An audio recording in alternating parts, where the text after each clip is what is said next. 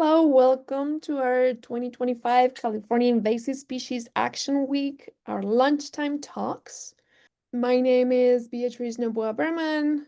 I'll be your host today, and we have Randall Oliver. We're both from UC Cooperative Extension or UC So our speaker today is Dr. Eric Middleton. Dr. Middleton joined UC Cooperative Extension as an integrated pest management advisor at the beginning of 2022. Although he's based in San Diego County, Eric is also responsible for IPM needs in Orange and Los Angeles counties. And Eric works with growers and communities wherever pests are an issue. That includes nursery and floriculture productions, citrus and avocado growers, and the many small farms that are around San Diego County. Eric has a background in entomology and integrated pest management, and he earned his bachelor's in science in biology from the University of Utah before attending the University of Minnesota for his PhD. Without any further ado, thank you, Eric, for being here and for agreeing to present. And I'm going to leave the floor for you to take it over. Perfect. All right. Can everyone see this? Yes, we can. All right. Great.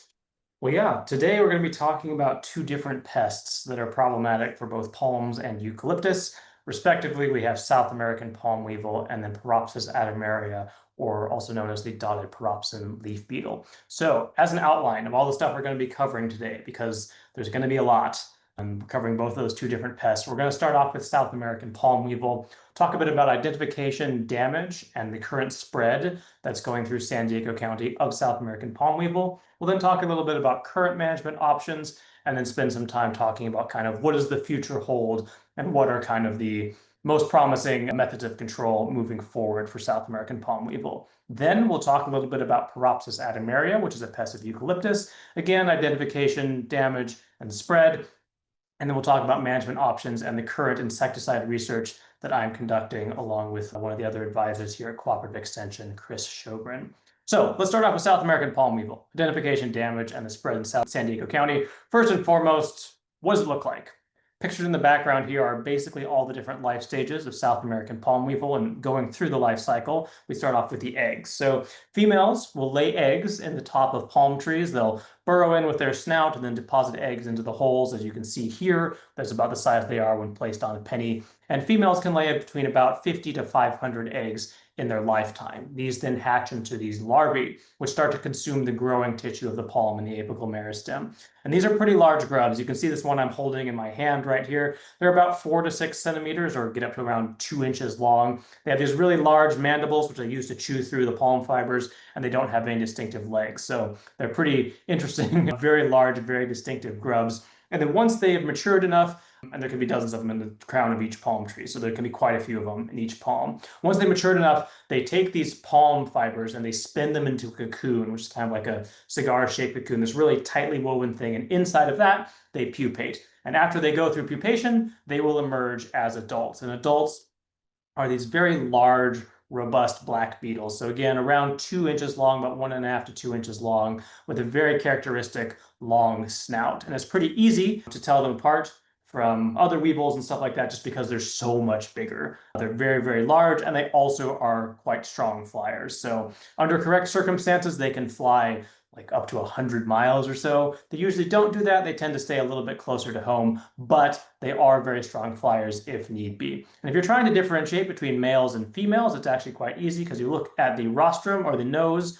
of the weevil. Males have the fringe on the rostrum. So another way to remember it is that males have this cute little mustache. So if you see the cute little mustache, it's a male. If you don't, then it is a female. And this entire life cycle, depending on temperature, takes around 45 to 140 days. So you can have numerous life cycles that occur per year. When you're looking at kind of the entire life cycle, more broken down by specific times, for eggs, they're there for about 1 to 6 days. They then turn into larvae, which are in the larval stage, going through several different instars between 25 and 105 days. They pupate for around 11 to 45 days, and then as adults, they usually live for about 2 to 3 months. So What are the different hosts that they can attack? Some of the best ones are pictured in the background here. The primary host by far for South American palm weevil is Canary Island date palms, which I've abbreviated as CIPD. So if you ever see CIPD in the presentation, that just stands for Canary Island date palms.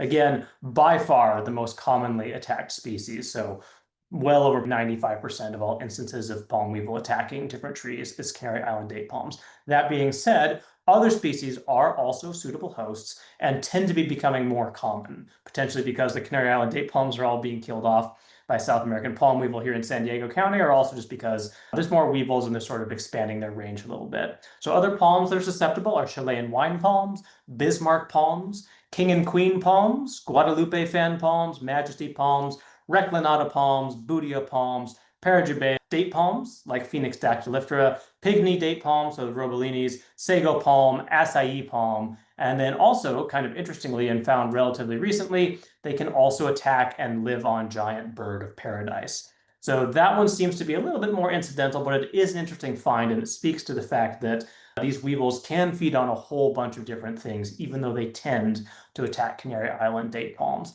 And this list is probably going to keep growing as Canary Island date palms continue to disappear and South American palm weevil continues to spread. What about damage symptoms? So this is an area that I passed by frequently driving up to one of my field sites, and there's the palm tree on the right here. It has very classic signs of South American palm weevil damage where the top fronds begin falling and the whole thing begins collapsing. But there are also some earlier signs that you can look at. And the problem is that the damage progresses rapidly. So when you start seeing some of these early signs, oftentimes very quickly it will develop into other things. And some of these earlier signs are notched leaves, weeping holes towards the top of the palm, and then also fallen fronds on the ground that have holes kind of riddled through them. And we'll see some pictures of all of these in just a little bit. So here's an example up top of the notched leaves. This is kind of a subtle example, but at the top there you can see where some of the leaves are a little bit notched. That's where weevils have been feeding, chewed through part of the leaves, and then that frond has grown out, and now you can start to see that damage. Here's an example of fronds that have holes in the base of the frond or areas where that's been fallen to the ground. So if it's, again, kind of riddled through like Swiss cheese, that's a good indication that palm weevil may be feeding. You also can sometimes find spent cocoons on the ground. And then as you watch the tree, the center fronds will become more sparse. So you'll start losing those center fronds. It starts to open up a bit. And then as time progresses, more and more of the palm's fronds start falling to the side. The crown collapses. And inside, there's this sort of hollow cavity that's filled with the palm fibers. And ultimately, the tree just starts to look like an umbrella, again, like the one you can see in the bottom right here. Here's another example that I saw around my neighborhood a few years ago. Very classic sign of palm weevil damage where the whole thing looks just like a kind of brown umbrella, and you can note the big cavity up on top. And unfortunately, by the time almost any amount of significant damage is seen, by the time the fronds are starting to fall over to any degree, the tree is often dead. So obviously the one on the bottom right is completely dead right now, but even the one at the top with the notched leaves may already be dead. It may already have received fatal damage from South American palm weevil. And this process really only takes a few weeks or months to go from you seeing those initial signs to the tree being entirely dead. So this can go very, very quickly. Here's a bunch of pictures of all those different things we talked about. Here's some of the very early signs where you can see notched fronds at the very top of the palm tree. Here's a pretty extreme example of what notched fronds might look like, where there's a whole bunch of them growing out. You usually won't see that. It's much more likely you'd see something like, say, on the left, where there's a little bit of notching in the palm fronds. If you're looking at the ground around the palm, here's again examples of the bases of palm fronds where it's been riddled through with holes, sections where you can see the weevils kind of boring into this. And there's even some areas, it's a little bit hard to see here, where you can see the remnants of some of their spent cocoons kind of embedded in these holes inside the base of fronds. Here's a bunch of these spent cocoons that, again, you can sometimes find around the base of the palm after the weevils have emerged. These then fall to the ground. And then you'll very frequently see multiple different sort of stages of infestation where there's still some green fronds, but the tree is dead. The entire tree is all brown and dying, and then the entire head is gone.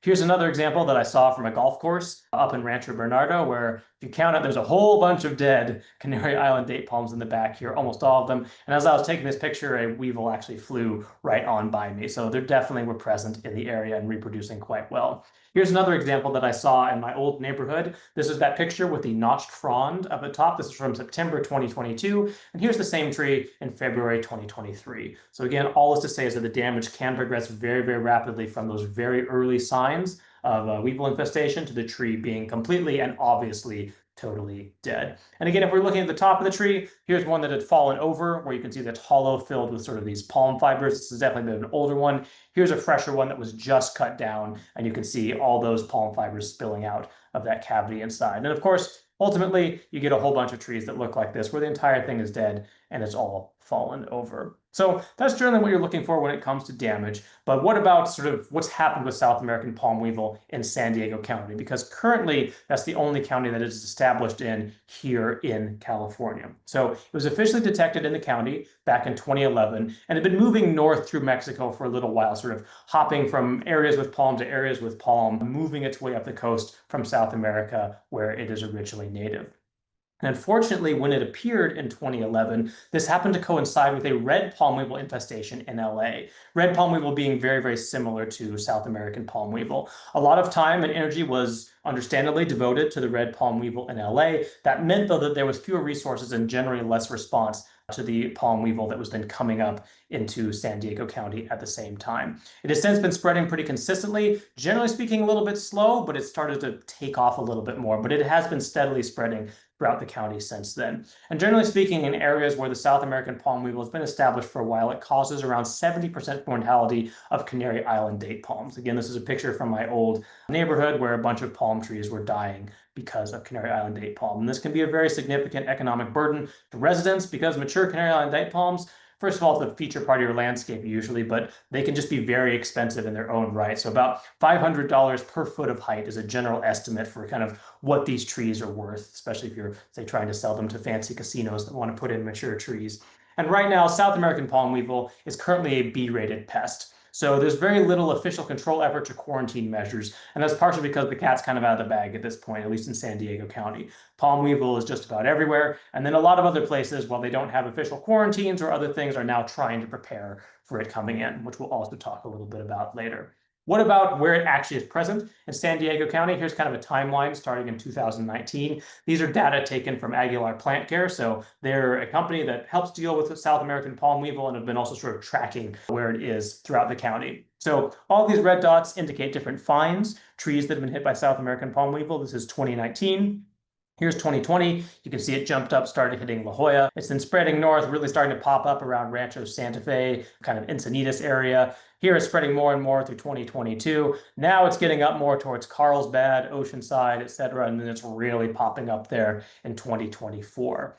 Now, we sort of take a look at this again. Here's 2019, and then here's 2024. So quite a bit of spread. This is also now a little bit out of date. The South American palm weevil is in fact present in Camp Pendleton as well, and we're just kind of waiting to see if it's going to make that jump over to San Clemente and start getting into Orange County. So again, South American palm weevil is currently all throughout San Diego County, is now pushing that boundary of Orange County to the north, and then also probably going to end up in, say, Riverside, San Bernardino relatively soon as well.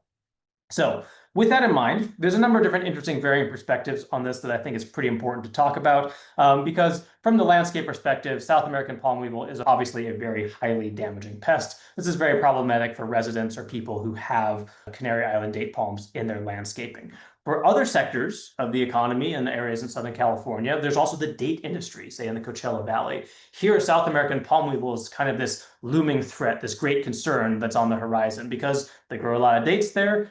Phoenix dactyliphora dates are a potential host for South American palm weevil. This could be a very serious issue for them. So they definitely are monitoring for South American palm weevil. Some have flown from San Diego all the way into the Palm Desert and then died, but there really haven't been any significant infestations. There's nothing like actively going on. South American palm weevil isn't really present there at all, but it's definitely something that date growers are watching out for and is certainly a concern among them and among us. From a conservation side of things, there's kind of a potentially different perspective. Some people see South American palm weevil as a biocontrol agent, as something getting rid of these noxious and invasive Canary Island date palms that are popping up in riparian areas. So it's kind of funny. It's a different perspective because from some people's perspective, this is helping just clear invasive palms in some of these riparian areas. And maybe that even helps prevent fire damage, say later on, because palms can be a pretty significant fire hazard. That being said, when they're killed by South American palm weevil, they also can go up like torches. So there probably are mixed results for fire prevention. But the point being is that depending on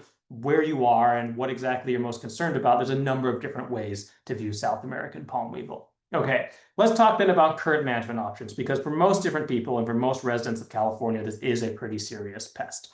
First and foremost is monitoring. So using traps to monitor for the presence of South American palm weevil is very important. And one of the best options is the Bakusin trap, which is pictured on the ground back here. You can also use bucket traps, which you can sort of ad hoc and make on your own out of, say, a bucket and have like burlap on the outside so beetles can crawl into it. But generally speaking, this is lower success. These Bakusin traps, which are commercially available, are much more effective, but for about 6 times the number of captures as happen in these bucket traps. So Bakusin traps definitely seem to be the gold standard when it comes to trapping and monitoring. These traps have an area inside them where you can load in commercially available pheromone that draws in the adult weevils, and you also fill them with baker's yeast, dates, and a little bit of water, which starts the whole thing fermenting. All that fermenting smell is a smell of food that the South American palm weevils are attracted to. They fly in, that mixed with the pheromone makes it very, very attractive to them. If you're putting these traps out, you want to place them in the shade, and ideally at least 500 yards away from any susceptible palm trees. Basically, the idea of this is that if they're out in the sun, then the efficacy of the pheromone and everything that's fermenting gets reduced just because it sort of starts degrading much faster than if it's put in the shade. Also, don't put them on the trees, because there's always the chance that weevils aren't going to be captured in these Bakusin traps, and they'll instead be drawn to your tree and then potentially go in them. So there have been some instances where people have kind of ad hoc rigged these up into trees, even though they're supposed to be set on the ground. Don't do that. Set them in the ground, in the shade, ideally at least 500 yards away from palm trees, but at least a little ways away. So if you don't happen to catch the weevils, they won't move to your nearby palm trees. Most weevils are active between April and October. That's when about 80% of them are flying around. So that's really when you want to be monitoring for them. And if weevils are present in your area, then the general standard is to start beginning to treat susceptible trees, susceptible Canary Island date palms, preventatively with insecticides. So when it comes to managing South American palm weevil, there isn't a lot of integrated pest management, or IPM. So there are some tools that you can use, but for the most part, this is all about consistent prophylactic insecticide use, which as an IPM advisor sort of hurts my heart to say, but it is the case that that's the current standard for South American palm weevil. So it's applying insecticides before they arrive, and then making sure your tree is protected and basically never actually truly gets attacked by South American palm weevil. There's a number of different methods that can be used: soil drenches, canopy sprays, and sometimes also trunk injections. All can be used in their own right, and all can be effective at different points in time. Generally speaking, these systemic insecticides, neonicotinoids in particular, like imidacloprid and dinotefuran, seem to work the best. There's also some groups that are using emamectin benzoate, which often is injected into trees. That also has proven effective, but generally speaking, more people seem to be relying on, say, imidacloprid and dinotefuran. There's also some contact insecticides that can be used, like bifenthrin or spinosad, which can be sprayed onto the top of the crown. There are, again, some cases where that can work, but generally speaking, these systemic insecticides tend to be what is used more frequently and seem to be more effective. That being said, the techniques do vary by situation. Sometimes soil drenches are definitely the best thing. Other times you want to be doing, say, a crown drench or something like that. It really just depends where your palm is located and other different factors. Like sometimes you want to do a soil drench, but your palm is surrounded by hardscape and there isn't enough soil for the water to soak in. So you have to consider all of these factors, and all of them do have a specific time and place when they can be used. Generally speaking, the standard plan when it comes to South American palm weevil is you put those Bakusin traps out to monitor for South American palm weevil, unless you already know it's present and pretty, well established in your area. If weevils are present in the area, whether because you found them otherwise or you find them in your traps, you begin those preventative applications, applying systemics like imidacloprid or dinotefuran every 3 to 4 months. So again, every 3 to 4 months, you're applying them. If trees show early symptoms, so like, some of those initial notching or some of the fronds just start to fall off, or nearby trees are attacked, it's definitely worth considering applying again with, say, something like a crown drench to really try to kill off anything that happens to be there and get more of the insecticide right to the crown, and try to hit the infestation right away. So that's kind of the general standard. And then you do this forever, never stopping, because if you do, your tree will get attacked and potentially die. This isn't a great situation that we find ourselves in. It's just using insecticides kind of over and over again, which has a lot of other attendant issues that do come with it, like, say, the palm weevils developing resistance, or of course, non-target and environmental effects that come from this. And with that being said, trees can still be attacked, even if they are being treated on this every 3 to 4 month cycle. It's a lot less likely, but they still can be attacked. It's also important to know that if your tree has already been attacked, they can sometimes, but very infrequently, recover. Here's an example of a tree where you can see the top had basically collapsed, the whole thing was flat, and then it was able, a little bit of that growing tissue was still alive and it's kind of resprouting again. I have to emphasize, though, that this is not likely and it's not particularly common.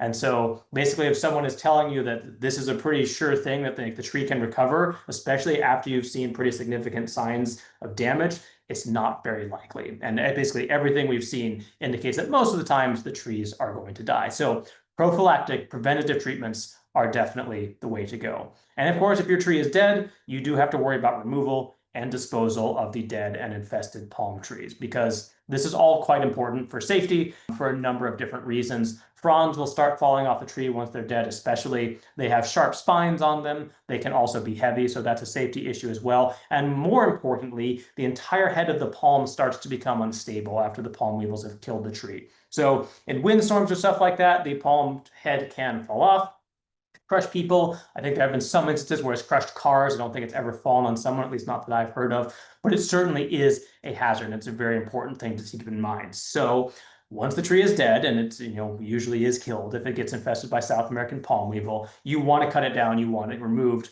work with professional arborists to do this. It also helps prevent further spread of the weevils, because if your tree is just sitting there for a long time, it can continue to radiate out weevils until all the ones that are inside it have pupated, and you don't want more weevils spreading around and potentially reaching your neighbors.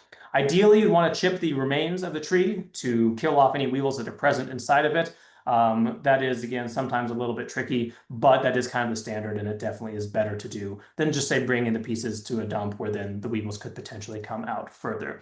Obviously, removal can be dangerous and oftentimes tricky, especially because palms tend to be in very kind of strange areas or narrow spaces, because they can live quite well there. Many dead trees, because of this and because of the cost, are often left in place. Unfortunately, you'll see those around. It's understandable why this happens, but again, removing them really is the best thing to do in this situation. Because yeah, it can be expensive. Sometimes thousands of dollars to remove trees, and at the very highest end, I've heard around $10,000 to $15,000 for some particularly hard to remove trees. Most of the time, not that much, but again, it is a significant investment. It's a significant investment to protect your tree, and it's a significant investment to have to get rid of it as well. So there's no particularly good options when it comes to all this. All right. So that's kind of the current standard. What about the future? Because we're kind of left at a sort of bleak state here. So let's talk a little bit about the future for South American palm weevil. For long-term management, one thing that's being looked into right now is attract and kill. Basically, this is a long-term management strategy that's being researched by Mark Hoddle and his lab at UC Riverside. He was one of the previous speakers earlier this week. And basically what this is doing is they're taking these dollops of matrix that are being applied with these caulk guns, as you can see in the background. And inside that matrix is insecticide, and then it's also mixed with a pheromone. So the idea is that the weevils are drawn in by the pheromone. They then touch the blob that is covered with insecticide or has insecticide infused in it. If they're in contact with it for 3 seconds, they die. And you place these dollops around the landscape. It consistently attracts those weevils in. Each weevil that's attracted to it will die. And then potentially, even if they are able to fly away and they still have some of this insecticide on them, they might even interact with other weevils, touch them, and potentially spread it on as well. So you can kind of see how this would be a way to potentially knock back weevil populations across the landscape. Field trials are being conducted currently in San Diego County, where they're testing different rates of the dollops in the landscape. And then they're also monitoring tree mortality in those places. And they're putting out Bakusin traps to monitor the South American palm weevil populations to see how the population is changing in areas with the dollops, without the dollops, and with different rates of these different dollops that are around. So what they found so far basically is that at rates of 100 and 250 of these dollops per quarter square mile, it reduced weevil populations quite a bit, up to 65%. So that is definitely pretty promising. Trials are ongoing, but the results initially are pretty good. All that being said, is you do have to use a lot of these dollops in the landscape. In their trial, when they put out 40 per quarter square mile, it did nothing. So 100 and 250, that seems to be where it's at, but that's a lot of effort. That's a lot of time to be putting that many sort of dollops around the landscape. So that is important to keep in mind. For this particular trial, they put the dollops inside these delta traps that then hung up in trees and things like that. This wouldn't be how you would normally apply this once it actually sort of got through all the regulatory steps and was being used in the landscape. Instead, you'd be able to just apply it onto, say, trees or onto sidewalk areas or lampposts or stuff like that in these little dollops. The reason it's in these delta traps right now is because this is an experimental study. We don't want the insecticide being left out in the landscape, so they were collecting all of them because it's experimental use. But if it is labeled for actual use, you'd just be applying it with a gun in a bunch of other different places. Here's some maps. This is data and graphics that were taken from some slides from Mark Hoddle, again, from UC Riverside. And here's one of the maps they have of Rancho Santa Fe. You can see areas where they have the control, where there's no dollops, low dosage of 40 dollops, high dosage of 250 dollops per quarter square mile, and another medium dosage of 100 dollops per quarter square mile. And again, from what they found, these are getting some more of the actual numbers. On the y-axis, we have the mean number of weevils that were being captured, and on the x-axis, we have the different treatments. So when we had the low rate of attract and kill dollops, that's 40 per quarter square mile, there's basically no difference compared to the control. When you're looking at the medium rate, that's 100 dollops per quarter square mile, about 50% lower than the control, and that high rate, you're getting around 67% lower than the control. So the medium and high rate look different in this graph. They're not statistically different from each other, but these two definitely were lowering weevil populations. But again, this is still nascent. There's still more research that needs to be done, and it would take a lot of effort to implement this on a large scale, but it does seem to be working decently well. One of the other options for long-term management is biological control, bringing in those beneficial natural enemies that can reduce weevil populations passively and become established in the landscape. So one of the promising agents that does exist is a Biliae rhynchophore, which is a parasitic fly that is native to Brazil, in the same place that South American palm weevil is native. They cause about 50% mortality of weevil pupae. And you can see in the background these weevil pupal cases, but inside of them are a whole bunch of fly pupae that have then emerged. So each one of these weevil cocoons can actually then raise and foster about 18 of these flies. So this is a pretty good option. This is definitely something that is worth looking into and would be great if it is something that could be released here that could significantly help reduce weevil populations. Mark Hoddle's lab, again, is looking into this fly, but unfortunately almost nothing is known about it, about its life cycle, about how exactly it works. And currently, attempts to rear this fly have failed so far. Just too little is known about the biology, about how to get it to survive in a lab setting. We're not even sure how the fly or the larvae enter into these tightly spun cocoons and are able to infest the weevil pupae within. So there are instances where you can see there's a whole bunch of these fly larvae living inside the pupal casing, but there's just so much information we still don't know, and it's hard to get it to survive in a lab setting. So while something like this could be very effective, there is still a lot of work left, and releases of these things would be years out if it ever, in fact, comes to fruition for biocontrol agents like this. Okay, last thing about this is kind of what about the future? And in San Diego here, we're always kind of looking to Orange County as a place that might become the new San Diego when it comes to South American palm weevils. South American palm weevil is not in Orange County yet. And of course, Orange County is hoping to avoid a similar situation to what's happening here in San Diego. So a group that currently is being led by the Irvine Company, which is a big real estate company. They have properties all across parts of San Diego and then also throughout much of Orange County. They're working on an overall prevention plan because they have a very clear economic investment to make sure that the properties they have where Canary Island date palms are really kind of point of pride don't get hit by these palm weevils. And they've actually put together a pretty good group of people. Other people in real estate, people working with the different cities, tree care companies, people working at, say, Disneyland, researchers and others. We've all been brought together working with the Irvine Company and each other to try to coordinate a better response to make sure that Orange County doesn't go the same way as San Diego County. And all this involves monitoring for South American palm weevil, forming action plans, so when to take action and what exactly to do, and also sharing detection information, again, to sort of try to get ahead of this before it becomes a real serious problem. So this approach definitely is promising. It's very good to see people being so sort of forward thinking about this, but of course, time will tell to see how effective all of this is when it comes to preventing South American palm weevil from becoming as much of a problem in Orange County as it is in San Diego County. So, as a summary of all that with South American palm weevil, it is a very damaging pest of palms, particularly Canary Island date palm, and it is spreading throughout San Diego County, accounting for about 70% tree mortality when it starts to hit those palms. Monitoring with percussion traps is key to management. And again, once you start seeing it in the area, you want to be applying systemic insecticides every 3 to 4 months to prevent them from attacking the trees, because once they're attacked, the trees usually die. Attract and kill does seem promising, research is ongoing, but it would require significant coordination and applying a whole lot of dollops throughout the landscape. Classical biological control with some of those parasitic flies from Brazil is far out currently, but if it did work, would be a very useful tool indeed. And of course, we'll still have to see if this organized approach in Orange County helps to stop the spread. All right. With all that, if you have questions, remember them now or put them in the Q&A, because we're going to switch gears and talk about something completely different, because now we're jumping over to Paropsis adamaria, a different pest that attacks different hosts. So let's talk a little bit about the identification, damage, and current spread of Paropsis adamaria. So first off, identification. Here's a bunch of the life stages that I took a picture of in the background. We'll go over all of them again, but you can see all of them from the adults, the eggs, the larvae on the younger side, and larvae on the bigger side as well. So starting with the eggs of Paropsis adamaria are laid in clusters at the tips of branches, and they kind of look like this spiny mace or club or something like that. They are very, very distinctive. And there's about 20 to maybe up to 150 eggs per cluster when they are laid. These then hatch into larvae. The larvae start off being quite small and more of a greenish yellow with a black head. And then as they grow, they turn more and more yellow and get quite a bit larger. They also will develop black markings on their side and their back. And you can see a bunch of them pictured right here on one of the leaves that I'm holding. They feed in groups like this, feed for quite a while, go through 4 different instars, and then they will drop to the ground to pupate. So they will pupate inside the soil around the base of trees. They will then emerge from the soil as adults, which are relatively large beetles. They're not nearly as large as South American palm weevils, but they're these really kind of cute round beetles, about 3/8 of an inch in diameter. And the common name for them is the Dotted Paropsine Leaf Beetle.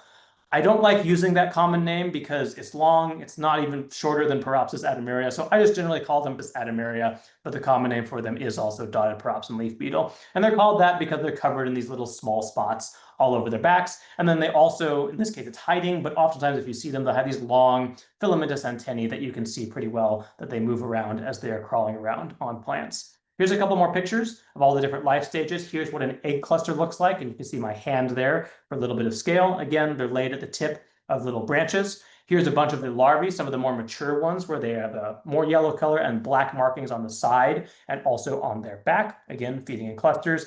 Here's the pupae, which you will never see, but this is what they look like, and they'll be buried inside the ground pupating and turning into the adults, which again, here's another picture of one pictured over here. Actually very cute little beetles, but unfortunately quite damaging. So those are what all the different life stages look like. Now, with that in mind, there are some other eucalyptus beetles that you might confuse them with. So here are the other eucalyptus beetles that are present that look sort of like them. We have Trachymella sloanii, that was hard to say, as the eucalyptus tortoise beetle. It's been present in the state since 1998. Here's a picture of the adults and then the larvae over here. The adults are kind of this mottled black and brown color and have a sort of similar appearance where they're kind of roundish and looks similar to Paropsis adamaria, but the coloration is notably different. The larvae can also look kind of similar, but the coloration is also different. They're much more brownish in color. One of the other beetles that is present is Chrysophartha infusum. This is the eucalyptus leaf beetle. And here we have pictured again the adults and the larvae. That's been present since 2003, so a couple decades now. The adults are a blue-gray color. So again, the shape is pretty similar, but the coloration is notably different as the adults. And the larvae look pretty different. They're much more kind of greenish. They're more sort of smooth, and they don't have the same sort of yellow and black patterning and coloration. So these are 2 ones that you might mistake infestations of for Paropsis adamaria. Again, both of these have been present in the state for quite a while. They're relatively minor pests now. They can still certainly be an issue. They can still cause defoliation on trees, but for the most part, this can be tolerated pretty well, and you only occasionally have to do different treatments for them. It seems like Paropsis adamaria is a bit more damaging than these other eucalyptus beetle species are, but these are other ones you might confuse with Paropsis adamaria. And in some cases, you can even see them co-infesting the same tree, which I have seen before. So different beetles can be feeding at the same time. When it comes to hosts for Paropsis adamaria, they're native to Australia. And from there, they can feed on eucalyptus of all different kinds. And we have a whole bunch of eucalyptus that is present here across California. So here's a bunch of examples of all the different eucalyptus species that we found them on. These were verified by Chris Shobrin, an environmental horticulture advisor up in LA. So this is not a comprehensive host list, and generally speaking, it's best to just think that if it's a eucalyptus, then Paropsis area can feed on it. They do seem to have at least some kind of preferences, but they feed on just about everything. So if you've got a eucalyptus, assume that Paropsis adamaria could feed on it and could be a problem. What about their distribution throughout California? This is a picture taken from iNaturalist. So this map is showing a bunch of citizen science where people have been taking pictures of Paropsis adamaria. As you can see, it's all localized in Southern California, a whole bunch of it around LA and Orange County. I just realized I totally left out of my presentation. It was found in LA County in 2022. So it's pretty recent, and it was initially started in LA County. So again, LA County in 2022, and that's why you see this kind of hot spot around LA. It's then also spread down into San Diego County, where we see it a lot, over into Riverside, San Bernardino, and then it's also working its way up the coast a little bit. So we know that it's present in LA, Orange, San Diego, Riverside, and San Bernardino counties. We've also got confirmation that it is in Ventura, and potentially it is also in Santa Barbara, but that seems a little bit hit or miss for a really solid confirmation if it's there so far. That being said, there's eucalyptus all throughout the state of California. Here's a map for sort of the suitable habitat for eucalyptus in the state of California. There are a lot of different places, therefore, where Paropsis area would have hosts that it could reach. Now, it doesn't mean that it will live in all of these different places, but it really speaks to the fact that eucalyptus is all throughout California. It's a very important landscape tree for many people, and that means this beetle could spread to a lot of different places. So it has the potential to spread across much of the state, following where eucalyptus is present all throughout the state as well.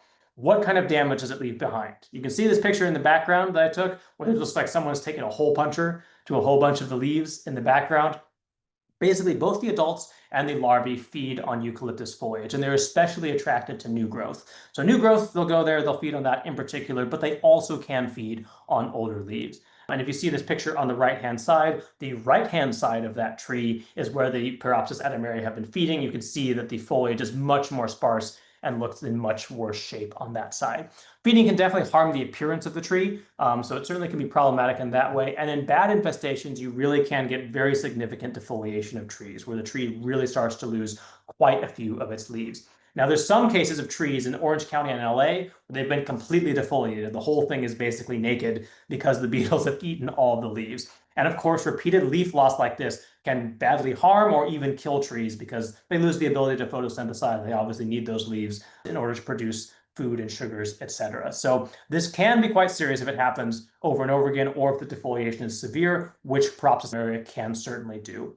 You also can find lots of frass below infestation. So all of these beetles and larvae are up there pooping, that all falls down on everything below. You can really see that in a lot of cases. And you'll also have the larvae, because they drop to the ground and pupate. In some cases, it'll just be raining larvae. So we've had some instances where people's pool filters have been clogged up with Paropsis adamaria larvae, or just they become quite a bit of a nuisance. So all that to say is that even if they aren't killing your tree, and even if you can tolerate the defoliation, they definitely can be a nuisance, even if that tree can tolerate damage. Here's some examples of what the leaf feeding looks like. So these are things you want to look out for. Areas where the leaves have been sort of like, look like a hole punch has been punched out of them. Here's another example where you can see very clear chewing on the leaf that I'm holding in my hand. And then here's more examples again, where you can see just areas have been chewed off of them. Oftentimes, this is almost always eucalyptus beetles of some kind, and especially now is probably Paropsis adamaria. If you're also looking from the ground, you'll see sections of a tree that say look like this, where you can see they've been skeletonized a bit or a whole bunch of leaves punched out. And then we're talking about frass falling to the ground. Here's a picture of a car, the hood of a car that was parked under a tree with an infestation. It's now totally covered in beetle poop. And then here's another example of the top of a fence post under an infestation. Even this very narrow surface is still covered with frass. So that definitely can be an issue, especially if like picnic tables, or you like sitting under the trees if they're in parks and stuff like that. This definitely can be problematic and a definite issue for people. And then again, when it gets really bad, here's a tree that's lost most of its leaves to Paropsis adamaria. Here's another sign where it's pretty significant defoliation on the side of the tree, where the branches are looking quite skeletal. And then here's an example from a foliage grower we're working with, because people will grow eucalyptus to put inside bouquets and stuff like that. This can be a very serious pest for them, because it basically defoliates all the new growth that's happening. And you can see all these new branches that are growing out, which you want to be harvesting for foliage, have lost basically all of their leaves. So for foliage growers, this can be quite a serious pest. So all is to say, defoliation can definitely be high, especially of new leaves, and it's very problematic, especially for foliage growers. On the landscape side, it's usually not fatal for landscape trees, but it definitely can be, especially with repeated defoliations, and it certainly can cause lots of problems, even if it's not killing your tree. Okay, what about management options for Paropsis adamaria? Let's talk a little bit about that and about some of the insecticide research that we're conducting. So when it comes to management overall for this very cute little beetles pictured in the background, first, be able to ID all the different life stages of the beetle, so you know if you actually have it present.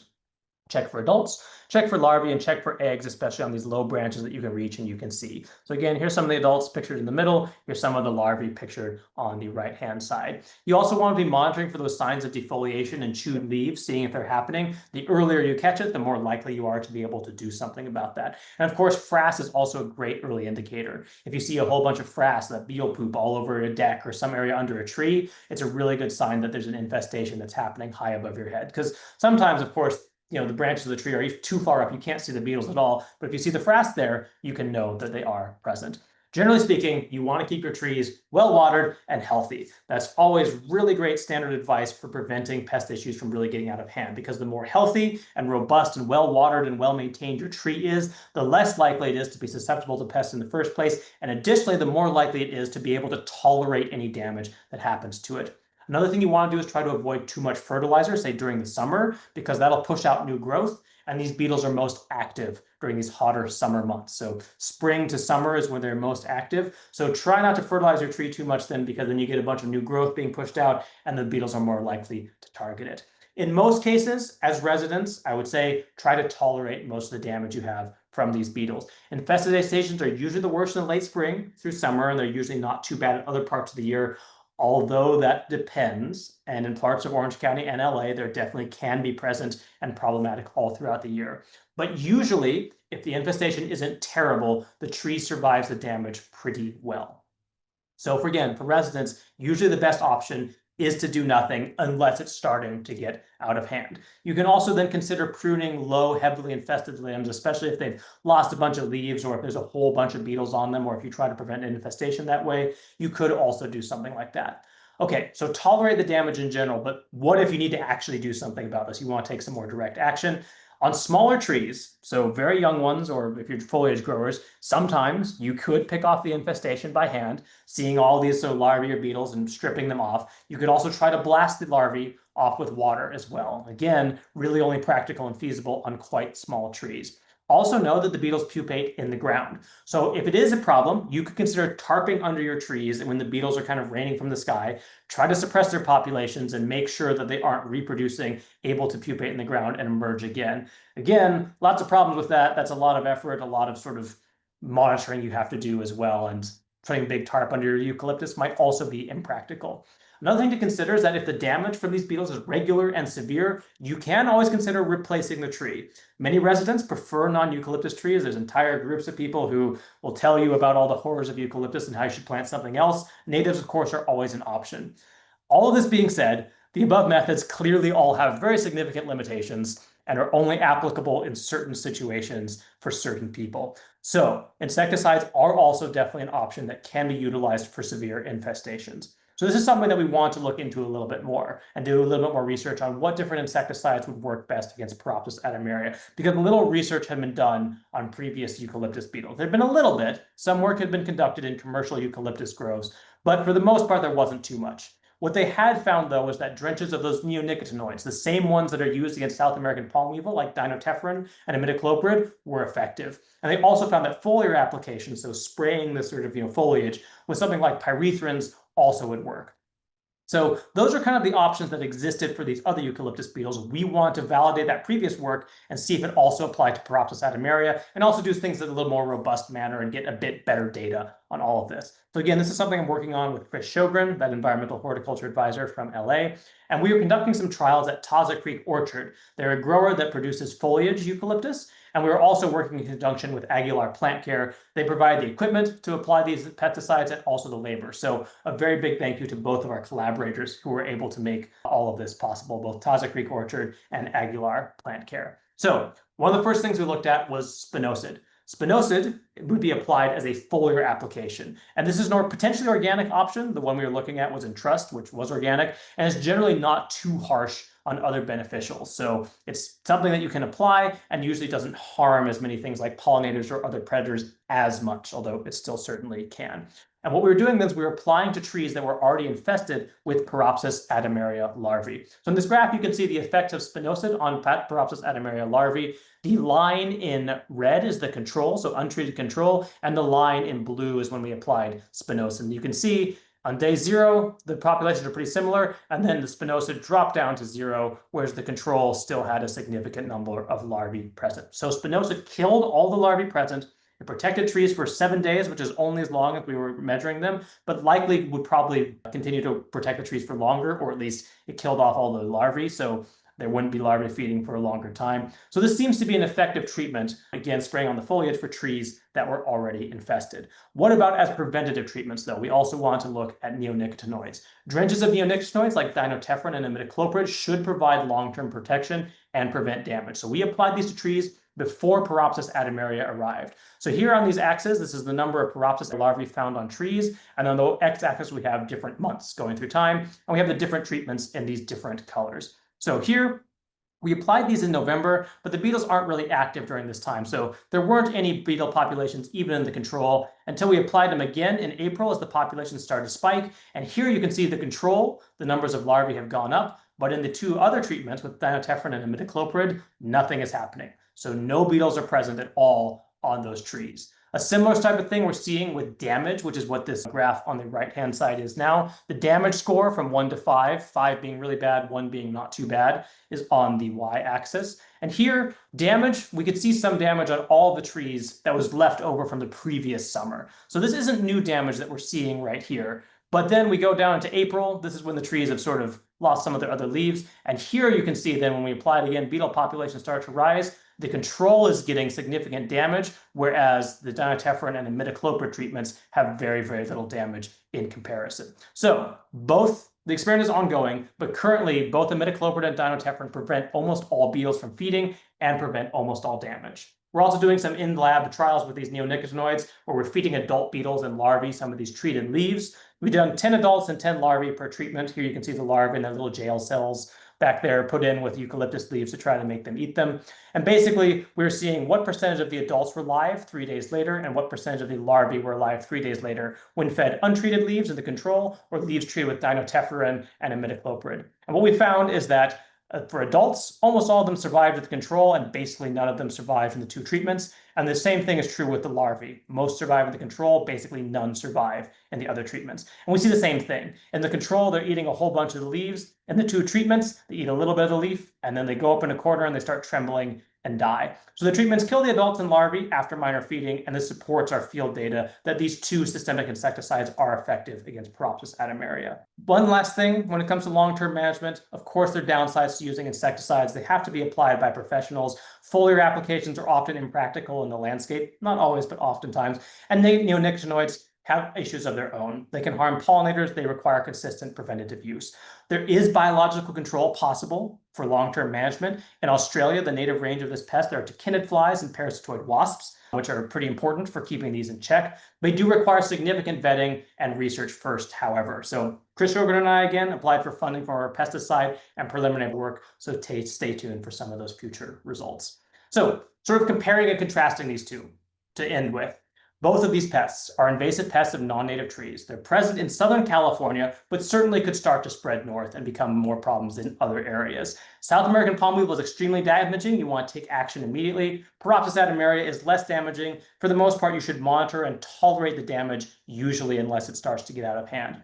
That being said, management relies on neonicotinoid and pesticide use for both of these currently. Biological control does offer hope for more long-term management, but requires a significant investment of effort and time. So with all that, there's some other things I would like to say, but we don't have time, so we're going to skip through all this and get to questions at the end. So I'd be happy to answer any questions. I can also stick around because I went a little bit over time, so I'd be happy to answer any questions that you have. Thank you, Eric. I didn't realize what a challenge we were giving you to cover both of these pests, and you did a phenomenal job of covering both of them. We do have a number of questions. Most relate to South American palm weevil, but we do have a couple that relate to the Paropsine beetle. So let's start with that. And one of the first questions is, how can eucalyptus tree infestation affect the monarch butterfly fall migration to the California Ooh. coast? That's an interesting question. I guess the short answer is I don't know. And I think it'd be hard to figure that out exactly. But it is an important point that, yeah, monarch butterflies will often be landing on or be overwintering in or spending time in these different eucalyptus groves. It could certainly be a problem if they're being hit consistently and have very significant defoliation. That being said, I think in most cases, Paropsis isn't going to be completely destroying the trees and isn't going to be completely defoliating them. So in most cases, I would imagine that the groves would still be intact enough to still be providing a decent place for the monarchs to be. But that is speculative, and it'd be interesting to look at that more in the future, especially if Paropsis areas start spreading up to more areas where monarchs tend to be more prevalent. Great. We are at the 1 o'clock point, which was our official close time. So I just wanted to put that out. If people have to leave, feel free to do that. But thank you for agreeing to stay and answer more questions, Eric. We appreciate that, as well as your excellent presentation. A second question regarding the beetle is, somebody says, our HOA was advised by an arborist to use injectable pesticide on our huge and heavily infested eucalyptus tree. Is this effective as well? Yes, so we don't have good data on this, but anecdotally from a number of different arborists and other tree care companies, it seems to work pretty well when using different injectables. So an example of that would be imamectin benzoate trunk injections. That does seem to work decently well. It can work against South American palm weevil. It seems to work also against Paropsis adamaria. So we've been looking at soil drenches as the way to apply systemics. That's not the only way to do it. And it does seem that trunk injections should also be effective against Paropsis adamaria. That being said, I do not have the data to back that up, but it seems likely based on what other people have seen in the field. Great. And now shifting gear over to South American palm weevil, several questions coming from Ventura County. The first one, are there good native weevils? It says in Ventura County, but I think we could make that question broader. And how can you ID if it's a weevil or not? And I don't know if they're looking for something more scientific than boots and snoots, or I mean, boots and snoots is pretty good. I mean, so I guess we'll start with that. When it comes to identifying weevils, one of the biggest things is looking for that snout. So the snoot in that case, that's probably the most reliable indicator that it's a weevil. It's got that sort of long snout or rostrum, and it's a beetle where it has, you know, sort of that hardened body and elytra, the wing coverings on the back. So generally speaking, that's what you're looking for when it comes to, is it a weevil or not? For the question of, are there good weevils, you know, that are native? Yes, I think it's really important to remember that the vast majority of different insects or mites or all these things, they're either neutral to humans or they're beneficial. So we only really talk about the ones that are really problematic, like South American palm weevil or agave weevil or Diaprepes root weevil or stuff like that. So it makes it sound like weevils are all kind of evil. There's a whole bunch of them that are really important. Some are even used as biocontrol agents to try to control invasive weeds. So there's a lot of different variety out there. Again, most of them are just kind of living their life as herbivores and feeding on different things, and most don't have an impact on people. So generally speaking, yes, there are some very damaging weevils, but it's not an overarching category that weevils are bad per se. You talked about several pesticides. Are there any organic insecticides that could be effective? So for South American palm weevil, I assume the question is? Yes, that's Yeah, so it's hard. There's really no organic systemics. So that's one of the big things, is that systemic insecticides are kind of the way to go with South American palm weevil, because you want to treat trees preventatively and you want to have insecticide that's present all throughout the tree so that anytime a weevil tries to land and lay eggs or feed on it, it dies, because they, you know, immediately start doing pretty significant damage to the tree. So because of that, there aren't really very many good organic options. There are things where you can do applications of spinosad, say to the crown of the tree. But the problem with that is that spinosad and basically all organics have a very short residual, so they don't stick around for very long. They degrade faster. And that can be very useful in some situations, but in situations like this, where you want to have an insecticide that sticks around for a while to protect the tree, then it's not particularly good. So overall, I would say no, there aren't any good organic options that have been studied well so far. One potential option is using entomopathogenic nematodes, because the nematodes can host seek. They could potentially follow and find the weevils, say down in the crown of the tree. Some work has been done on those with red palm weevil, where in lab trials, the nematodes will kill the palm weevils. And then also they were apparently injecting them into trees and were killing off infestations inside the tree. As to whether that meant they were injecting the nematodes into a hole that the weevils were in, or they were injecting into the trunk, I don't know. It doesn't say in the paper. So there's a lot more that I would like to look into with that. That's a project I would like to do, which is trying to see if entomopathogenic nematodes could help control weevils. But right now, we don't have really any good data to say that it works, especially out in the field. So basically, there's not really any good organic options that we're aware of. How about eradication? The cotton industry was successful in eradicating boll weevil and ink bollworm. Is South American palm weevil at this point something that can be eradicated? So could it be eradicated? Realistically, no. Technically, yes. So you probably could eradicate it. It would take a lot of effort. It would take a lot of work. And it's hard to see how exactly that would happen. You would basically need to be, I guess, having everyone, all these different residents, homeowners, people in charge of landscapes, all coordinatedly treating their trees at the same time with prophylactic insecticides everywhere all at once to then, sort of inoculate a landscape and make sure there's no suitable host for South American palm weevil. Even then, it could be going potentially to things like giant bird of paradise and stuff like that. So realistically, I don't think it's feasible at all to eradicate this with the current tools we have. That being said, with things like classical biological control, with attract and kill, with more coordinated efforts, I think it would be possible certainly to keep it from spreading to new places and even to get it to the point where it's just kind of at baseline levels, where it's only occasionally hitting trees as opposed to wiping off huge amounts of trees. So I think that technically it would be possible, but realistically, no, it's kind of not without a colossal investment of time and very significant changes in the tools we have. Thank you. Excuse me. What is the status of other palm pests, like the red palm weevil or others? And are there interactions between South American palm weevil and other pests? Are there complementary pesticides or biocontrols? Yeah, so when it comes to biocontrol for South American palm weevil, again, there really isn't anything right now. For things like, say, red palm weevil, what happened with that? It was present in LA for a little while. It was effectively contained before it really started taking off and spreading the way South American palm weevil was. And red palm weevil was eradicated years ago in LA. So red palm weevil is now no longer a thing in California, but South American palm weevil still is. So the difference there being is that basically you caught it a lot earlier and put a lot more effort when it was much more contained, and that's why you're able to eradicate it. In terms of other pests on palms that, say, South American palm weevil can interact with, there's one of particular concern that hasn't shown up yet in the United States, but it's red ring nematode.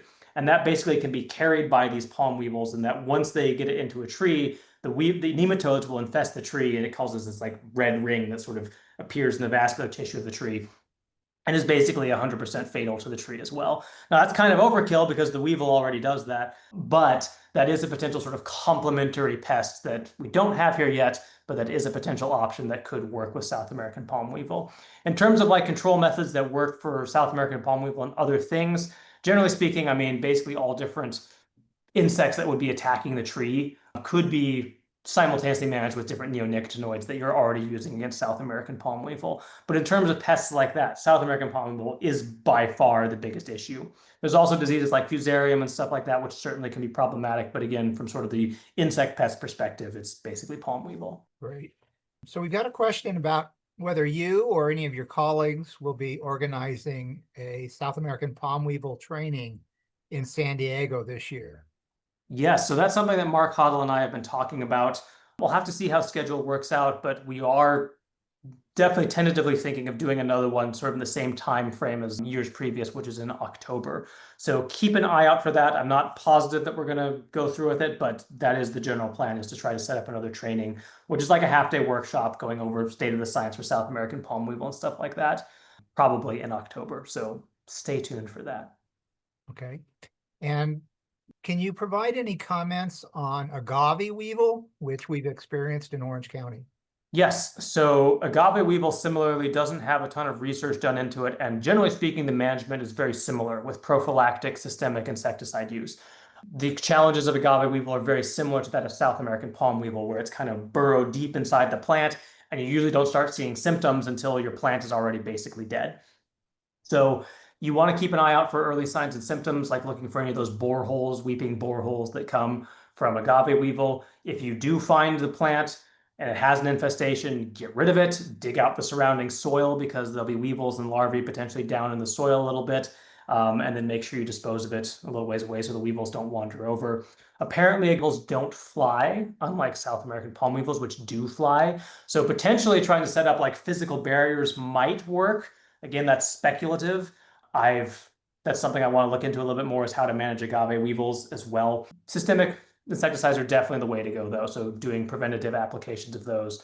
I'd also like to look a little bit into those beneficial nematodes. Same thing with South American palm weevil as is with agave weevil, where these potentially could be an option to host seek and cure existing infestations. But right now, we don't have any good information on that. So systemic insecticides are the way to go. Maybe put up some physical barriers because apparently these guys walk. But I've also ripped off their wing covers and see they have wings. So I don't know if they really can't, or someone just said that, because there's not very much information on agave weevils overall. We've got a couple of questions related to the host list for South American palm weevil.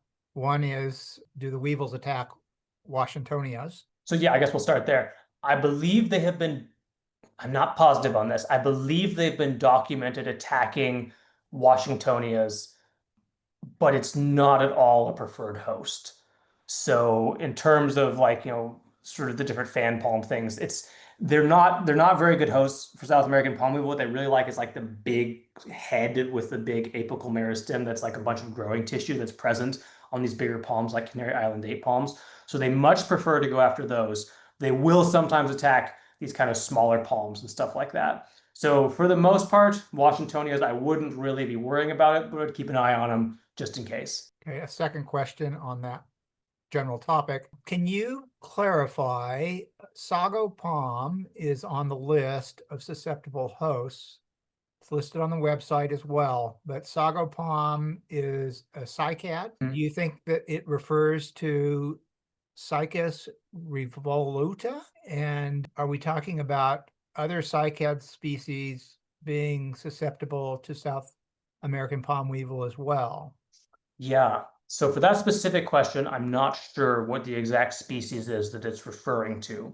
That being said, it would not surprise me if South American palm weevil was potentially able to attack some cycads, or incidentally would be doing it in some cases. Again, for that list of susceptible species, that's kind of like species that South American palm weevil has been seen on. They by far attack Canary Island date palms, but they can hit these other different palms and other species and stuff like that. And remember, they can also attack giant bird of paradise. They also can reproduce, say, on papaya. And they'll also sometimes like be trying to go into sugarcane as well. So it's kind of these fibrous palm-ish sorts of things they'll go for. So they could attack cycads, but it's a sort of similar situation. I should say, I think they could attack cycads. I don't know that for absolute certain. And it'd be a similar situation where it's like, you should keep an eye on it. If you find something like that, definitely report it. But I wouldn't be super worried about it. I wouldn't be sort of, watching my cycads in fear, because again, it's mostly going after these kind of bigger palm trees. But it is important. You should keep an eye on it because they're attacking a whole bunch of different things that are kind of outside what you'd normally expect.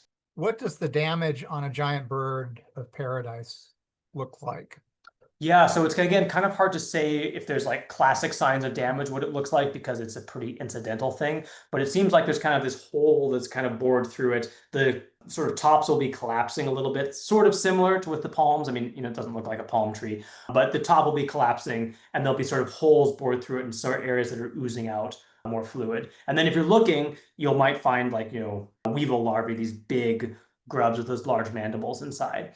So again, hard to say kind of what classic damage on bird of paradise looks like, because there just aren't very many examples, but it'd be symptoms similar to that. Can you suggest any references or sources for research results or management strategies for eucalyptus beetles and weevils?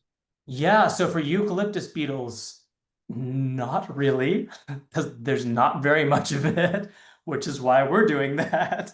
There's some different, like the UC IPM website is a very good source for general information. It doesn't have information like specifically on different studies and like, pesticide efficacy or stuff like that. I haven't found very much information on that. It seems much more that previous trials that were done, that I have seen at least, have been much more ad hoc and sort of observational as opposed to collecting good data. So that's, again, one of the reasons why we're trying to get actual good data on Paropsis adamaria, because then it also should apply to some of these other species as well. So for like, eucalyptus beetles, I would say the UCIPM website is one of the best sources for that I've seen, but again, doesn't have a whole lot of hard data on that either. And yeah, Brand will just put that in the website. That's ipm.ucanr.edu. Correct. Yes. And is there a predicted timeline when the weevil could be in Orange County? Is there a predicted timeline? No.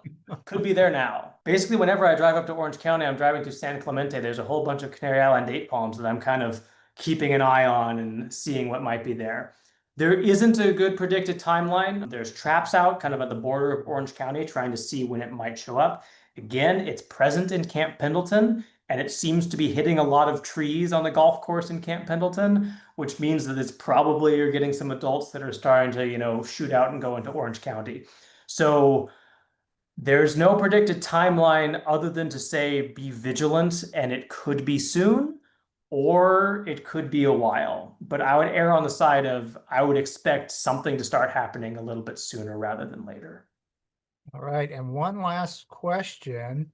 Are there any types of wildlife, such as crows or raccoons, that might dig up the pupae and eat them? I'm not sure which pests they're referring to. Yeah, it's probably talking about South American palm weevil, but I'll talk about both. So for South American palm weevil, not really. There might be some incidental feeding, but when you cut down the head of these palms and look inside, there's areas where the weevil larvae are like buried basically inside solid wood, where they've kind of chewed their way in. They're pretty deep inside. It'd be very difficult for almost anything besides highly specialized, highly evolved, co-evolved parasitoids and stuff to reach them. So it's unlikely that there's crows or other predators out there sort of getting rid of them, other than maybe very occasionally and incidentally, unfortunately. For things like Paropsis adamaria, there also don't seem to be very many predators that go after them. And one thing that you can one way you can tell that and sort of predict it beforehand is that their larvae are very conspicuous. They're quite obvious. So they're kind of this yellow with black coloration on it. Generally speaking, when stuff is brightly colored like that, it means that it doesn't taste very good. They have chemical defenses. That means that stuff is not going to be eating them very frequently. And that seems to be the case with these larvae as well, where they'll be able to excrete these kind of like little droplets of irritating liquid from the tips of their abdomen, and they don't appear to be very palatable to different predators. So aside from those things that have been co-evolved with them, that are, sort of specialized and adapted to prey on them, it doesn't seem like there's very much that eat either South American palm weevil or the Paropsis adamaria larvae. That being said, South American palm weevil larvae are quite tasty. I've eaten them before, so maybe we can be the biocontrol agents that we want to see in the world. All right. Well, that concludes all the questions. Bea, do you want to bring this to a close? Of course. Well, thank you, Eric, so much for this very, very informative presentation. Great job with this. And thank you, everyone, for being here and being so engaged and asking so many amazing questions. And I hope to see you soon at least definitely next year for the next Invasive Species Action Week lunchtime talks. This was excellent last talk, but hopefully with other outreach talks and presentations that will be coming in the near future. So with that, have a good rest of the day, have a great Friday and a great weekend. And thanks, Eric, again for this. Yeah, thank you all. Great. Bye, everyone.